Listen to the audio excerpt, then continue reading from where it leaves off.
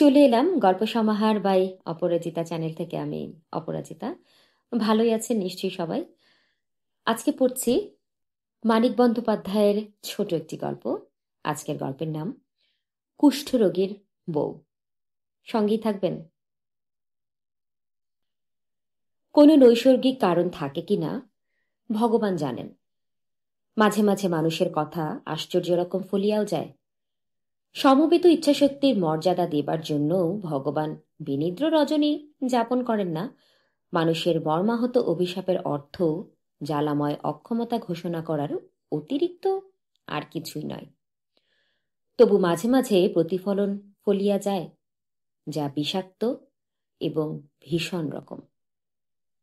এ কথা কে না জানে যে পরের টাকা ঘরে আনার নাম অর্থ উপার্জন, এবং এ কাজটা বড় স্কেলে করিতে পারার নাম বড়লোক হওয়া। পকেট হইতে চুপি চুপি হারাইয়া গিয়া যেটি পথের ধারে আবর্জনার তলে আত্মগোপন করিয়া থাকে, সেটি ছাড়া নারীর মতো মালিকহীন টাকাও পৃথিবীতে নেই। কম এবং বেশি অর্থোপার্জনের উপায় তাই একেবারে নির্ধারিত হইয়া আছে কপালের ঘাম আর মস্তিষ্কের শয়তানি। কারো ক্ষতি না করিয়া জগতে নিরীহ ও সাধারণ হইয়া বাঁচিতে চাও?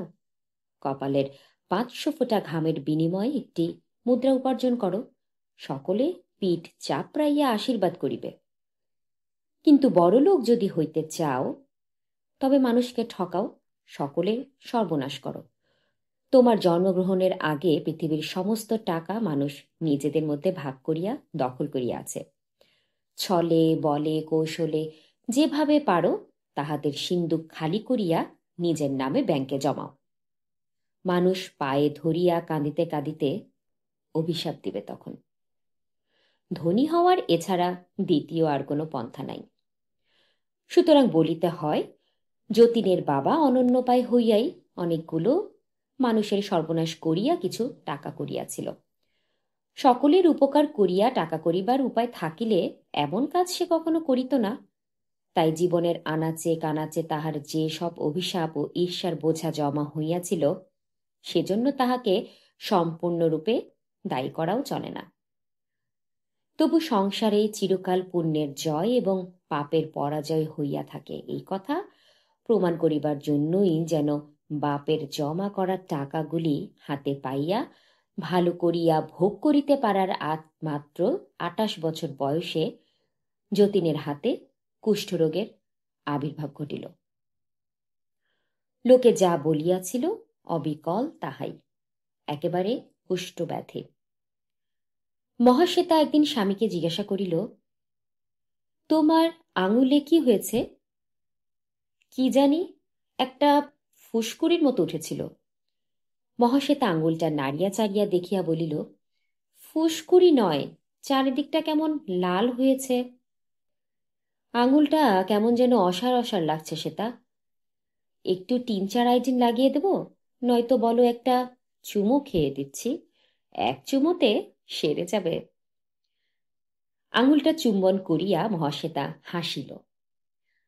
পুরুষ মানুষের আঙুল তো নয়, উর্বশী মেনকার কাছ থেকে যেন ধার করেছ গো। বাবা, মানুষের আঙুলের রং পর্যন্ত এমন টুকটুকে হয়, রক্ত যেন ফেটে পড়ছে। আঙুলটি যে হাতে লাগানো ছিল, স্বামীর সেই হাতটি মহাশ্বেতা নিজের গলায় জড়াইয়া দিল। জীবনে যে কথা সে বহুবার বলিয়াছে, আজ আর একবার সেই কথাই বলিল। এ তোমার ভারী অন্যায়, তা জানো? তুমি সুন্দর বলেই তো আমার এমন ধাঁধা লাগে গো। তোমাকে ভালোবাসি না তোমার চেহারাকে ভালোবাসি বুঝতে পারি না। শুধু কি তাই গো? তবে আর ভাবনা কি ছিল? দিন রাত কিরকম ভাবনায় ভাবনায় থাকি তোমার হলে টের পেতে। ঈর্ষায় আমি জ্বলে মরি যে। তারপর আরো কিছুকাল বোঝা গেল না। শুধু আঙুল নয়, যতীনের হাতে 2-3 জায়গায় তামার পয়সার মতো গোলাকার কয়েকটা তামাটে দাগ যখন দেখা দিল, তখনও নয়। মহাশ্বেতার শুধু মনে হইল যতীনের শরীরটা বুঝি ভালো যাইতেছে না। গায়ের রংটা তাহার রক্ত খারাপ হওয়ার জন্য কিরকম নিষ্প্রভ হইয়া আসিয়াছে।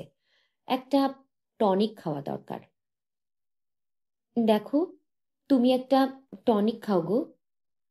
টনিক খেয়ে কি হবে? আহা, খাও না, শরীরটা যদি একটু সারে। যতীন টনিক খাইল, কিন্তু টনিকে এ ব্যাধির কিছুই হইবার নয়। ক্রমে আরো কয়েকটা আঙুলে তাহার ফুসকুড়ি দেখা দিল। শরীরের চামড়া আরো কর্কশ, আরো মরা মরা দেখাইতে লাগিল। চোখের কোল এবং ঠোঁট কেমন একটা অস্বাস্থ্যকর মৃত মাংসের রূপ লইয়া অল্প অল্প ফুটিয়া উঠিল। স্পর্শ অনুভব করার শক্তি তাহার ক্ষীণ হইয়া আসিল। চিমটি কাটিলে তাহার যেন আর তেমন কোনো ব্যথাই বোধ হয় না।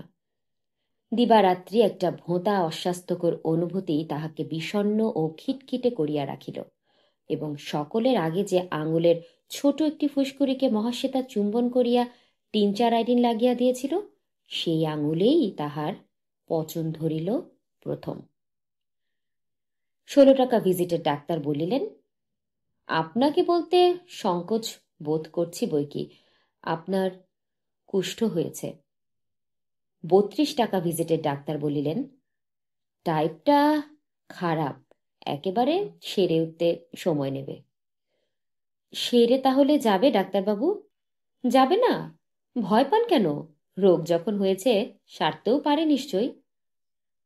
এমন করিয়া ডাক্তার কথাগুলি বলিলেন, আশ্বাস দেবার চেষ্টাটা তাহার এত বেশি সুস্পষ্ট হইয়া রহিল যে কাহারও বুঝিতে বাকি রহিল না যে যতীনের এ মহাব্যাধি কখনোই সারিবে না।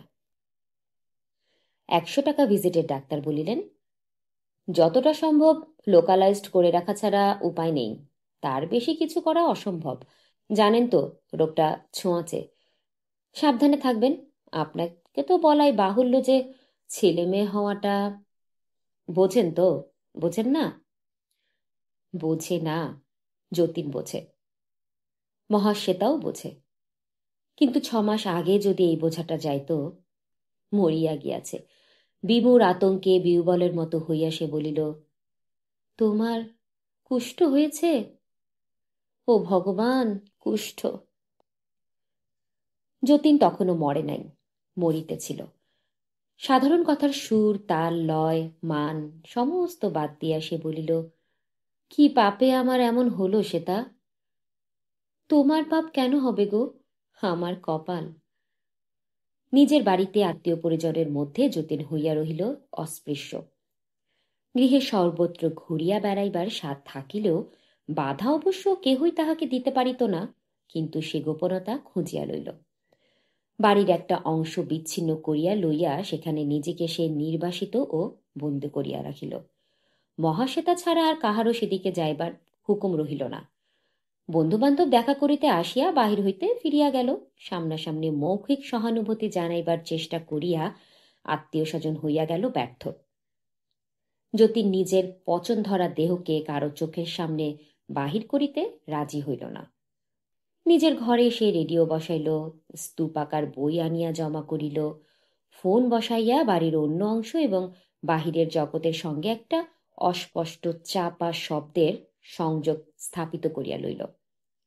জীবনযাপনের প্রথার আকস্মিক পরিবর্তন ও বিপর্যয়ের সীমা পরিসীমা কোনোটাই রহিল না।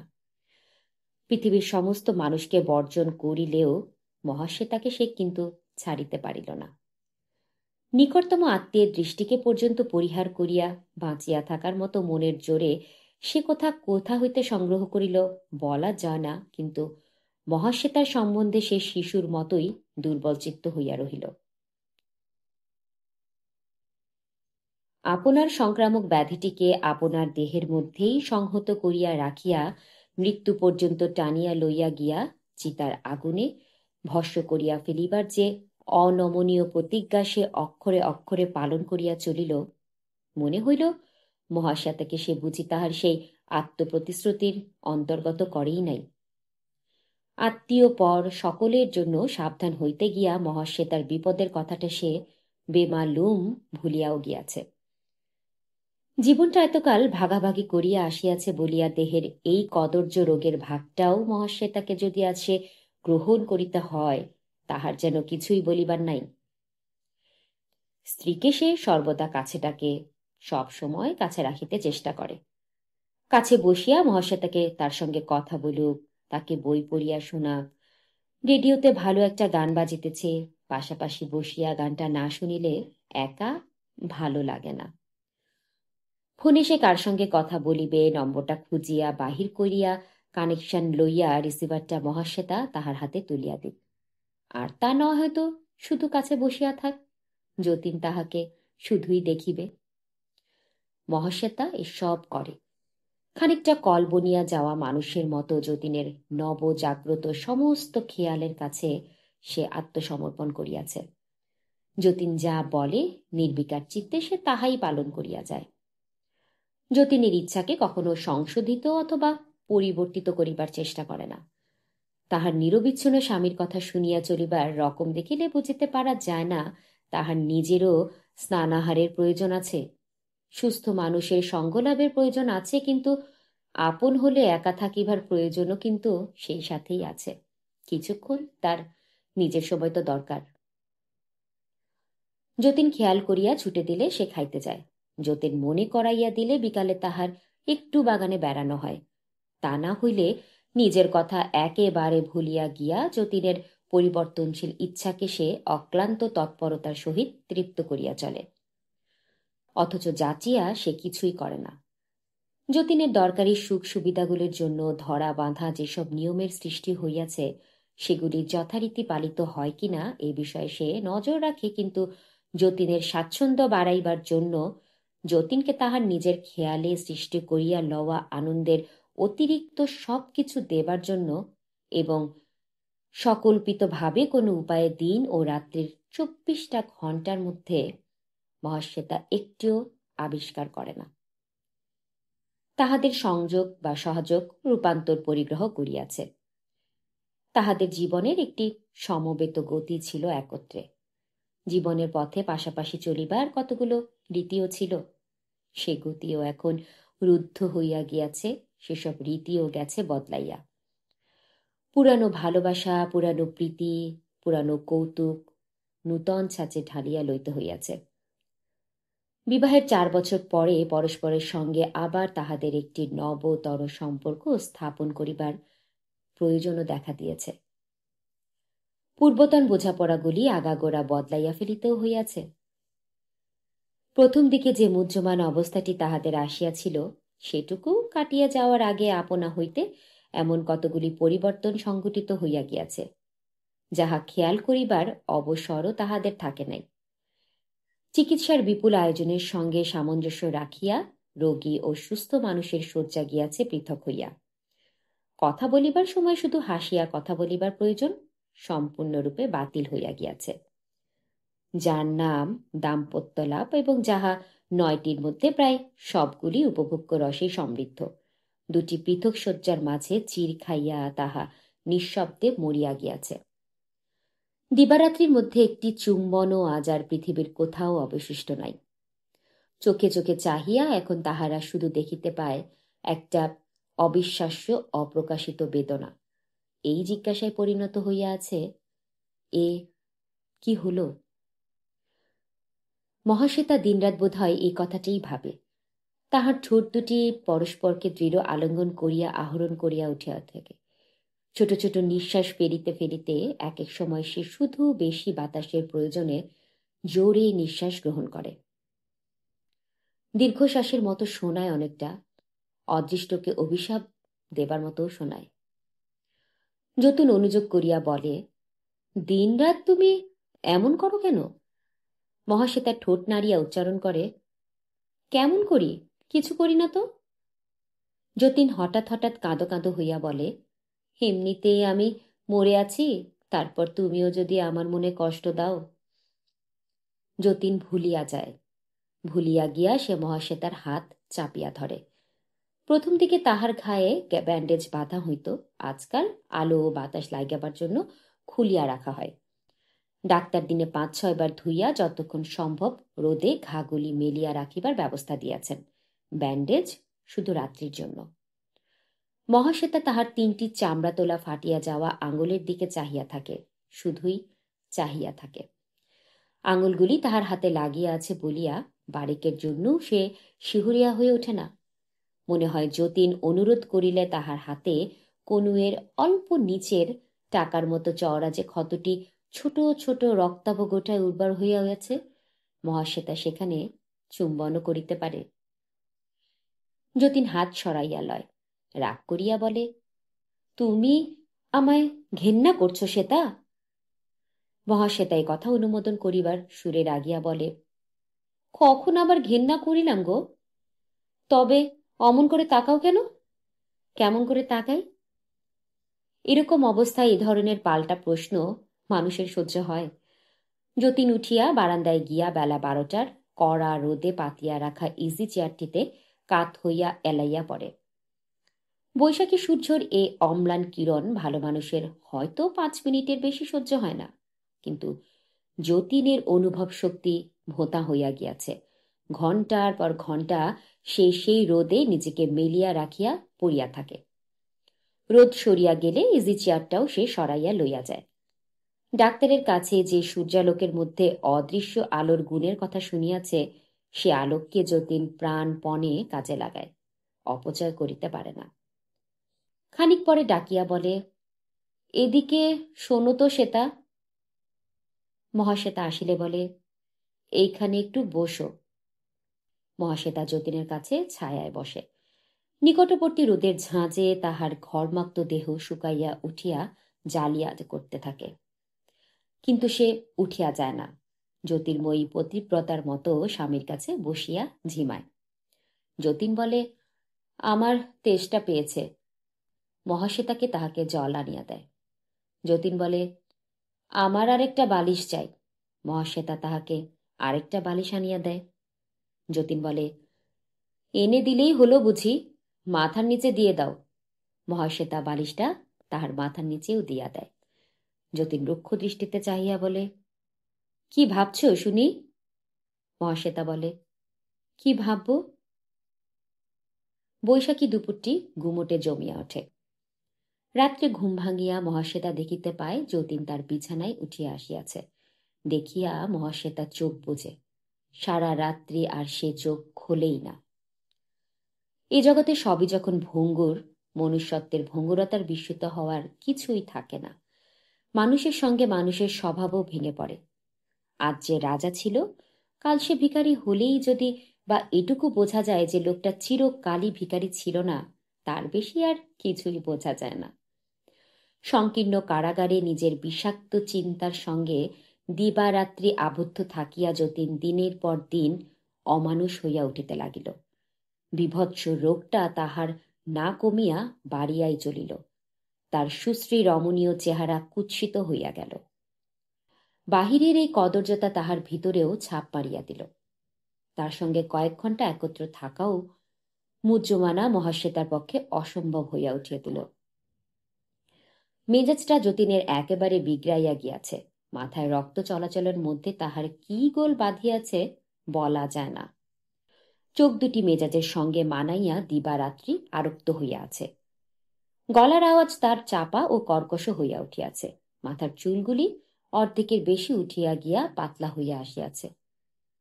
নাকের রংটা তাহার তামাটে হইতে আরম্ভ করিয়াছে। মুখের ও দেহের মাংস দেখিলে মনে হয় কত কালের বাসি হইয়া ভিতর হইতে পচন ধরিয়া গজিয়া উঠিয়াছে।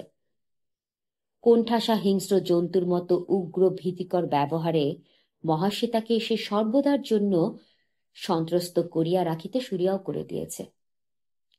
মানুষের স্তরে আর যে তাহার স্থান নাই, যতীন তাহা বুঝিতে পারে।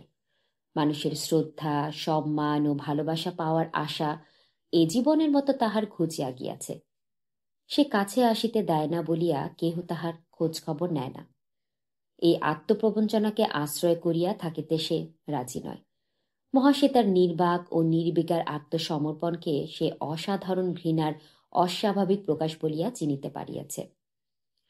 মানুষকে দেবার যতীনের আর কিছুই নাই। সে তাই মানুষের উপর রাগ করিয়াছে। সে তাই স্বার্থপর হইতেও শিখিয়া গিয়াছে। ব্যথা পাইয়াছে বলিয়া কাহাকেও ব্যথা দিতে সে কুণ্ঠিত নয়। নাগাল সে পায় শুধু মহাশ্বেতার। মহাশ্বেতাকেই তাহার ব্যাধি ও ব্যাধিগ্রস্ত মনের ভার বহন করিতে হয়। সে শ্রান্ত হইয়া পড়িয়াছে। তার অবসন্ন শিথিল ভাবটাও অনেকটা কমিয়া গিয়াছে। মনে হয় আত্মরক্ষার ঘুমন্ত প্রবৃত্তিগুলো আর তাহার ঘুমাইয়া নাই। এবার সে একটু বাঁচিবার চেষ্টা করিবে, চিরটা কাল সহমহরণে সে যাইবে না। যতীনকে সে বলে, কোথাও যাবে? যতীন বলে, না। সমুদ্রের জল লাগলে হয়তো কমতো। যতীন কুটিল সন্দিগ্ধ দৃষ্টিতে তাকাইয়া বলে, কমতো? তোমার মাথা হতো, ডাক্তার ও কথা বলেনি। মহাশ্বেতা রাগ করিয়া বলে, হ্যাঁ, ডাক্তারের কথা শুনেই তো সবই হচ্ছে। খানিক পরে সে আবার বলে, ঠাকুর দেবতার কাছে একবার হতে গিয়ে দেখলে হতো, হয়তো প্রত্যাদেশ কিছু পেতে। যতীন আরক্ত চোখে মহাশ্বেতার সুস্থ সবল দেহটির দিকে চাহিয়া থাকে। নিজের ছেলে খেয়ে ঠাকুর দেবতায় অত ভক্তি কেন শুনি? প্রত্যাদেশ? তোমার মতো পাপিষ্ঠার স্বামীকে ঠাকুর প্রত্যাদেশ দেন না।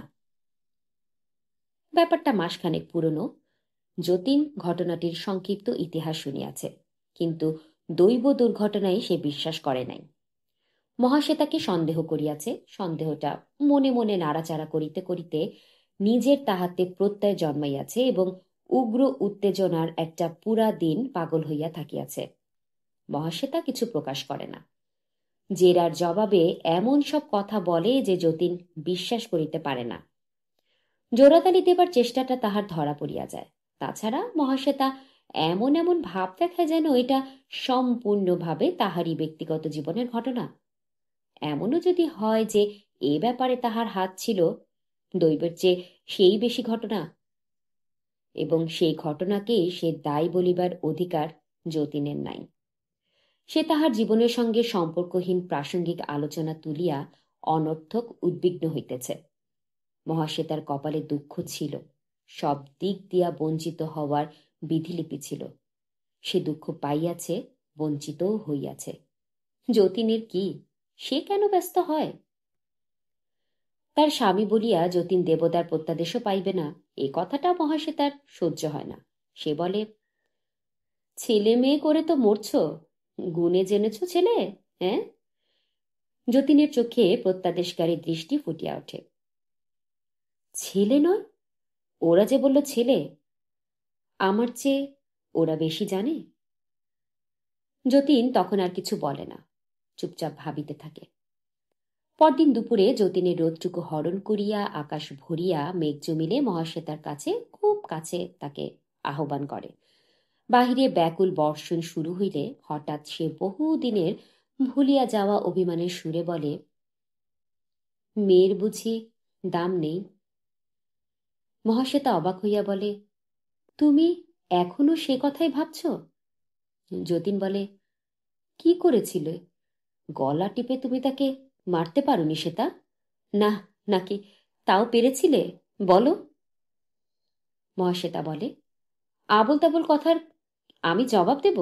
যা বোঝো না তা নিয়ে কেবল বকবকি করে যাবে। বেঁচে থাকলে কত দুঃখ পেত ভেবে আমি মন ঠান্ডা করেছি। তুমি পারো না? কি বৃষ্টিটাই নামলো, যাই দেখি একটু। মহাশ্বেতা উঠিয়া গিয়া জানালায় দাঁড়ায়। বাইরে অবিশ্রান্ত জল পড়ে আর যতীন অবিরত গাল দেয়। মহাশ্বেতা চোখ দিয়া বর্ষা দেখে আর কান দিয়া স্বামীর কথা শোনে। যতীন তখন বলিতে থাকে যে এ কাজ যে মেয়ে মানুষ করিতে পারে সে যে আর কোনো অন্যায় করিতে পারে না, এ কথা স্বয়ং ভগবান তাহাকে বলিলেও সে বিশ্বাস করিবে না। তখন মহাশ্বেতা একটু হাসে। একদিন তাহাদের এই কথোপকথন হইয়াছিল। কি পাপে আমার এমন হলো শ্বেতা? তোমার পাপ কেন হবে? আমার কপাল। আজ কথা বলিবার ধারা উল্টিয়া গিয়াছে। যতীন আজ প্রাণপণে চেঁচাইয়া বলে, তোমার পাপে আমার এমন দশা হয়েছে। ছেলেকে কো রাক্ষসী, তুমি মরতে পারোনি? না, স্বাদ আহ্লাদ এখনো মেটেনি, এখনো বুঝি একজন খুব ভালোবাসছে। এই সন্দেহটাই এখন যতীনের আক্রমণ করার প্রধান অস্ত্রে দাঁড়াইয়া গিয়াছে। মহাশ্বেতার মুখ দেখিলে কারো এ কথা মনে হওয়া উচিত নয় যে সে সুখে আছে। যতীনের দেখিবার ভঙ্গি ভিন্ন। মহাশ্বেতার মুখের ম্লানিমা তার চোখে রূপসৌর্যের মতো লাগে। ওর চোখের ফাঁকা দৃষ্টি যে আজকাল শ্রান্তিতে স্তিমিত হইয়া গিয়াছে সেটা তার মনে হয় পরিতৃপ্তি। ওর পরিষ্কার পরিচ্ছন্ন থাকাটা যতীনের কাছে হইয়া উঠিয়াছে সাজসজ্জা। তার দৃষ্টির আড়ালে ওর নেপথ্যে জীবনটির পরিসর বাড়াইয়া তোলা যতীনের কাছে গভীর সন্দেহের ব্যাপারে দাঁড়াইয়া গিয়াছে। তাকে একা ফেলিয়া সমস্ত দুপুরটা সে কাটায় কোথায়, যতীন জানতে চায়। অন্য ঘরে বিশ্রাম করে? যতীন বিশ্বাস করে না সে কথা। বিশ্রামের জন্য অন্য ঘরেরই যদি তার প্রয়োজন, যতীনের পাশের ঘরখানা কি দোষ করিয়াছে? নির্জন দুপুরের নিচের তলায় কোনার একটা ঘর ছাড়া ওর বিশ্রাম করা হয় না, বাহির হইতে যে ঘরে সকলের অগোচরে মানুষ আসা যাওয়া করিতে পারে? এ কেমন ধারা বিশ্রাম? হতবোকা নই আমি, বুঝলে? পাল্টা প্রশ্ন করার অভ্যাসটা মহাশ্বেতার এখনো একেবারেই যায় নাই। সে বলে, তোমাকে বোকা বলেছেটা কে? যতীন গোঁ ধরিয়া বলে, ওসব চলবে না। আমার বাড়িতে বসে ওসব তোমার চলবে না, এই তোমাকে আমি বলে দিলাম। এখনো মরিনি কিন্তু আমি। কি সব বলছো? বলছি তোমার মাথা আর মুন্ডু। ওরে বাপরে, চারদিক দিয়ে আমার একেবারে সর্বনাশ হয়ে গেল যে। যতীন হাউ হাউ করিয়া কাঁদিয়া ওঠে। মহাশ্বেতা ছবির মতো দাঁড়াইয়া থাকিয়া তাহার বিকৃত ক্রন্দন চাহিয়া দেখে। যতীনের আকুলতা যত তীব্র হইয়া ওঠে, সে যেন ততই শান্ত হইয়া যায়। ধীরে ধীরে সন্তর্পণে তাহার চোখে পলক পড়ে। ঘরের দেয়ালের ঝাপসা ছবিগুলো মন্থর গতিতে তাহার চারিদিকে পাক খায়। বাহিরের শব্দগুলি তাহার কানে আসিয়া বাজিতে থাকে। সে একটু একটু করিয়া তাহা অনুভব করে। তাহার মনে হয়, কে যে কোথায় কাঁদিতেছে। পাগলামি মহাশ্বেতারও আসিয়াছে বই কি, তাহা অপরিহার্য। সাধারণ অবস্থায় মানুষ যাহা করে না, সে সব করার নামই কিন্তু পাগলামি। সাধারণ অবস্থা অতিক্রম করিয়া গিয়াছে যাহার জীবন, ওসব তাহাকে করিতে হবে। মস্তিষ্কের কতগুলো অভিনব অভ্যাস জন্মিয়া যায়। বন্ধুকে কারো মনে হয় শত্রু, প্রিয়কে কারো মনে হয় অপ্রিয়, জীবনকে কারো মনে হয় সীমাত্তলিক কৌতূহল বা দেখতে চাওয়ার কৌতুক।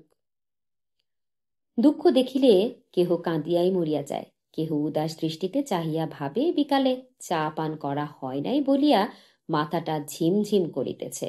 আকাশে কি আশ্চর্য একটা পাখি উড়িয়া গেল। মহাশ্বেতা রাত্রে এ ঘরে থাকে না, পাশের ঘরে সে বিছানায় পাতে। যতীন প্রশ্ন করে, কেন? সে মুখে কিছু বলে না, ঘরে ঢুকিয়া খিল তুলিয়া দিয়া সমস্ত রাত্রি জবাবটা সুস্পষ্ট করিয়া রাখে। যতীন রুদ্ধ দরজার সামনে দাঁড়াইয়া বলে, রিভলভারে গুলি ভরে রাখলাম, কাল সকালে ঘর থেকে বেরুলেই তোমাকে গুলি করব। এ অপমান সহ্য হয় না শ্বেতা। তুমি আমাকে এমন ঘেন্না করবে ভাবতেও পারিনি আমি। এ ঘরে নিঃসঙ্গ পরিত্যক্ত যতীন জাগিয়া থাকে। ও ঘরে মহাশ্বেতা শূন্য বিছানায় নিষ্পন্দ অনুসন্ধানে জীবনের অবলম্বন খোঁজে। কত কথা সে ভাবিবার চেষ্টা করে, কিন্তু ভাবিতে পারে না। কত কথা বুঝিবার চেষ্টা করিয়া বুঝিতেও পারে না। সব কেমন গোলমাল হইয়া যায়। কুমারী জীবনের স্মৃতি একটা অচিন্তনীয় অনুভূতির মতো মস্তিষ্কের বাহিরে বাহিরে ঘুরিয়া বেড়ায়। বিবাহের পর যে 4টা বছর যতীন সুস্থ ছিল, সুরূপ ছিল, সে সময়ে কথাটা ভাবিতে আরম্ভ করা মাত্র মহাশ্বেতার চিন্তাশক্তি অসার হইয়া যায়। জীবনের সেই আদিম নিষ্পাপ উৎসব হইতে সে একেবারে উপস্থিত হয় যতীনের গলিত দেহ ও বিকৃত জীবনকে কেন্দ্র করা পচা ভাবসানো জীবনে। সেখানে একটি নবজাত শিশু, একটি পরিপুষ্ট বিস্ময় জন্মিয়া মরিয়া যায়, বারবার জন্মিয়া বারবার মরিয়া যায়। যতীনের মনে যত আলো ছিল সব নিভিয়া গিয়াছে। গাঢ় অন্ধকারে তাহার মনে এককালীন হাস্যকর কত কুসংস্কারের যে জন্ম হইয়াছে সংখ্যা হয় না। কয়েকদিন ভাবিয়াই প্রত্যাদেশে তাহার অক্ষুণ্ণ বিশ্বাস জন্মিয়া গিয়াছে। দেবতা একদিন যার কাছে ছিল অলস কল্পনা, ধর্ম ছিল বার্ধক্যের ক্ষতিপূরণ, জ্ঞান ছিল অনমনীয় যুক্তি, আজ সে আশা করিতে আরম্ভ করিয়াছে, দেবতার যদি দয়া হয়, হয়তো আবার সুস্থ হইয়া ওঠার পথ দেবতাই তাহাকে বলিয়া দিবেন। কিন্তু কোন দেবতা? তারাকেশ্বর, বৈদ্যনাথ, কামাখ্যা, কোথায় তাহার প্রত্যাদেশ আসিবে? যতীন নিজে ভাবিয়া ঠিক করিতে পারে না। মহাশ্বেতাকে সে পরামর্শ করিতে ডাকে। কোথায় গিয়ে হত্যে দেওয়া ভালো হবে সেটা? মহাশ্বেতার সবচেয়ে দূরবর্তী একটি পীঠস্থানের নাম স্মরণ করিবার চেষ্টা করিয়া বলে, কামাখ্যায় যাও। আমি যাব? যতীন স্তম্ভিত হইয়া যায়। এ অবস্থায় আমি কি করে যাব? মহাশ্বেতা বলে, কে যাবে তবে? কেন, তুমি যাবে। স্বামীর অসুখ হলে স্ত্রী গিয়ে হত্যে দেয়, প্রত্যাদেশ নিয়ে আসে। মহাশ্বেতা বলে, আমি আমি গেলে প্রত্যাদেশ পাবো না তো। ঠাকুর দেবতায় আমার বিশ্বাস নেই। বিশ্বাস নেই? মন্তব্যটা যতীনের অবিশ্বাস্য মনে হয়। এক ফোঁটাও নয়। হত্যে দেবার কথা ভাবলে আমার হাসি পায় যে। যতীন রাগিয়া ওঠে। তা পাবে না? হাসি তো পাবেই। হাসি নিয়েই যে মেতে আছো। এদিকে স্বামী মরছে, ওদিকে আরেকজনের সঙ্গে হাসির হররা চলছে। আমি কিছু বুঝি না ভেবেছ? মহাশ্বেতা বলে, কার সঙ্গে হাসির হররা চলছে শুনি? তুমি তো সবই জানো দেখছি। তাই যদি জানবো, তুমি এখনো এ বাড়িতে আছো কি করে? যতীন পচান ধরা নাক দিয়া সশব্দে নিঃশ্বাস গ্রহণ করে। গলিত আঙ্গুলগুলি মহাশ্বেতার চোখের সামনে মেলিয়া আর্তনাদের মতো বলিতে থাকে, ভেবো না, ভেবো না, তোমারও হবে, আমার চেয়ে আরো ভয়ানক হবে। এত পাপ কারো সয় না। হিংস্র ক্রোধের বশে যতীন আঙ্গুলের ক্ষতগুলি মহাশ্বেতার হাতে জোরে জোরে ঘষিয়া দেয়। আগুন দিয়া আগুন ধরানোর মতো সংক্রামক ব্যাধিটাকে সে যেন মহাশ্বেতার দেহে চালান করিয়া দিয়াছে।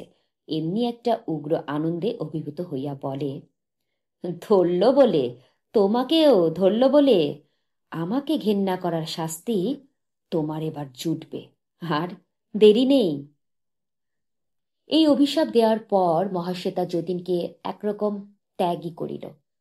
সেবা সে প্রায় বন্ধ করিয়া আনিয়াছিল, এবার কাছে আসাও কমাইয়া দিল। সকালে একবার যদি কিছুক্ষণের জন্য আসিয়া যতীনকে সে দেখিয়া যায়, সারাদিন আর তাহার দেখা মেলে না। রাত্রে শোয়ার আগে একবার শুধু উকি দিয়া যায়, মুহূর্তের জন্য, পরিহাসের মতো। যতীন খেপিয়া উঠিয়া মহাশ্বেতাকে শেষ পর্যন্ত বাড়ি হইতেই তাড়াইয়া দিত কিনা বলা যায় না, কিন্তু কয়েকদিনের মধ্যে সে নিজেই প্রত্যাদেশ আনিতে কামাখ্যায় চলিয়া গেল। যতীনের পীড়াপিড়িতে ক্রুদ্ধ আদেশ ও সকরুণ মিনতিতে মহাশ্বেতার সঙ্গে যাইতে রাজি হইয়াছিল, কিন্তু যাত্রা করার সময় তাহাকে বাড়িতে পাওয়া গেল না। যতীনের এক পিসি বললেন, মহাশ্বেতা কালীঘাটে গিয়াছে। যতীনের চাকরকে সঙ্গে করিয়া যতীনের মোটরে এই খানিক আগে কালীঘাটে চলিয়া গিয়াছে। গোড়াপত্তন কালীঘাটেই হইয়াছিল। মহাশ্বেতা যে যতীনকে বলিয়াছিল ঠাকুর দেবতায় সে বিশ্বাস করে না, এ কথাটা তাহার সত্য নয়। সত্য হইলে যতীনের কামাখ্যা যাওয়ার দিন অত টাকা খরচ করিয়া সে পূজা দিত না, এক ধামা পয়সা ভিখারীদের বিতরণও করিত না। এই কাজটা মহাশ্বেতা নিজেই করিয়াছিল। মন্দিরে ঢুকিবার পথেই দুদিকে সারি দিয়া ভিখারি বসিয়াছিল। চাকর আর মোটর চালকের হাতে পয়সার ধামাটা তুলিয়া দিয়া আগে আগে চলিতে চলিতে মহাশ্বেতা দুদিকে মুঠা মুঠা পয়সা বিলাইয়াছিল। সে হইয়াছিল এক মহা সমারোহের ব্যাপার। শুধু ভিখারি নয়, ভিক্ষা দেওয়া দেখিতে দেখি রাস্তায় লোক জমা হইয়া গিয়াছিল অনেক। ভিখারিদের মধ্যে কুষ্ঠরোগীও ছিল বৈকি।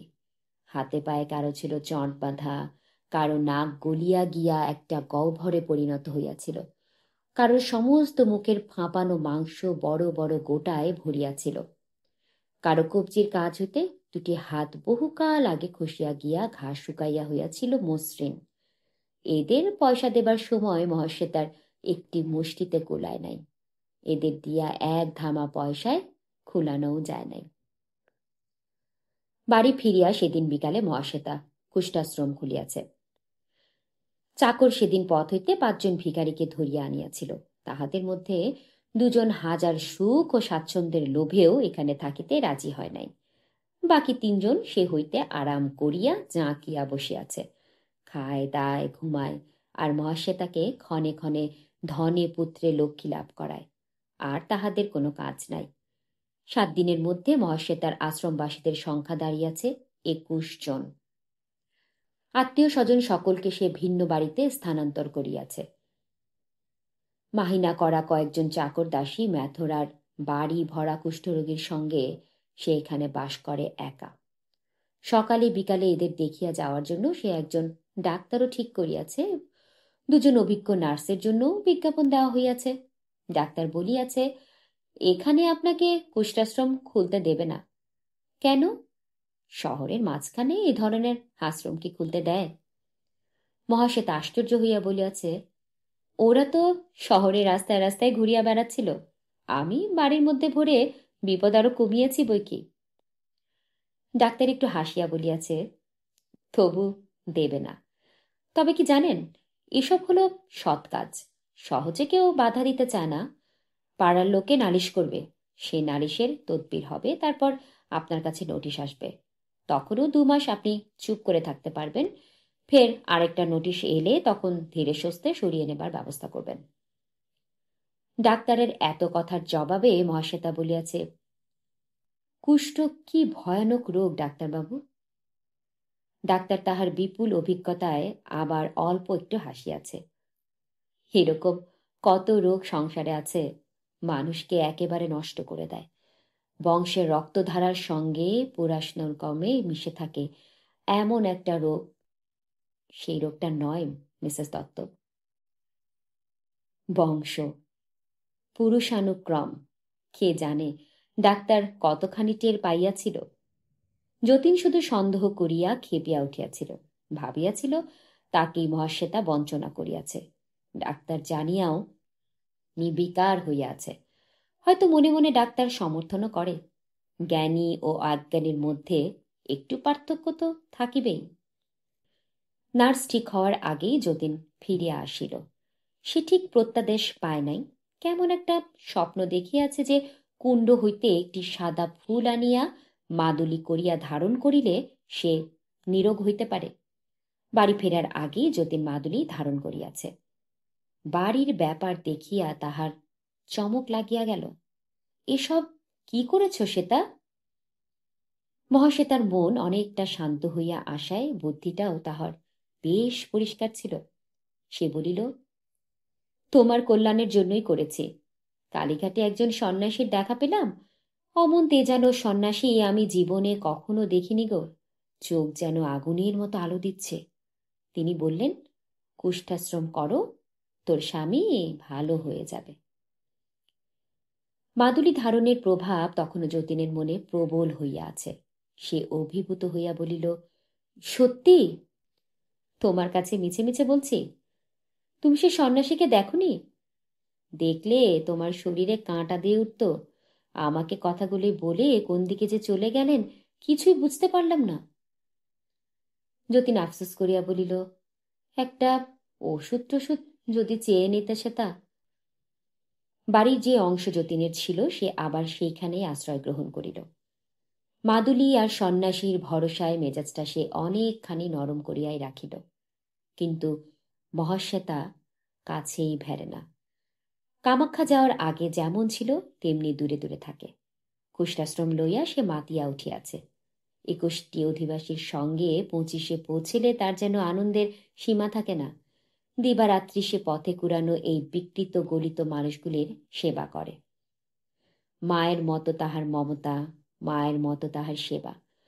এই 25টি অসুস্থ পচা পাঁজর দিয়া যেন তাহার বুক তৈরি হইয়াছে। তার হৃদয়ের সবটুকু উষ্ণতা ওরা পায়। যতীন একদিন কাঁদো কাঁদো হইয়া বলিল, তুমি খালি ওদেরই সেবা করো শ্বেতা, আমার দিকে তাকিয়েও দেখো না। মহাশ্বেতা গাড় হেট করিয়া দাঁড়াইয়া রইল, কিছু বলিতে পারিল না। সুস্থ স্বামীকে সে এতদিন ভালোবাসিত, ঘৃণা করিত ওই পথের কুষ্ঠরোগীদের। স্বামীকে আজ সে তাই ঘৃণা করে, পথের কুষ্ঠ রোগাক্রান্ত লোকগুলোকে ভালোবাসে। এতে জটিল কোনো মনোবিজ্ঞান নাই, খুব সহজ বুদ্ধির অনায়াসবোধ্য কথা। মহাশ্বেতা দেবী তো নয়, সে শুধুই একজন কুষ্ঠরোগীর বউ। এতক্ষণ পড়ছিলাম মানিক বন্দ্যোপাধ্যায়ের খুব সুন্দর ছোট একটি গল্প, কুষ্ঠরোগীর বউ। আমার তো ভীষণ ভালো লেগেছে ভিন্নধর্মী গল্পটি পড়তে। আশা করি শুনবেন সবাই। সঙ্গে থাকবেন সবাই, ভালো রাখবেন সবাইকে, ভালোও থাকবেন।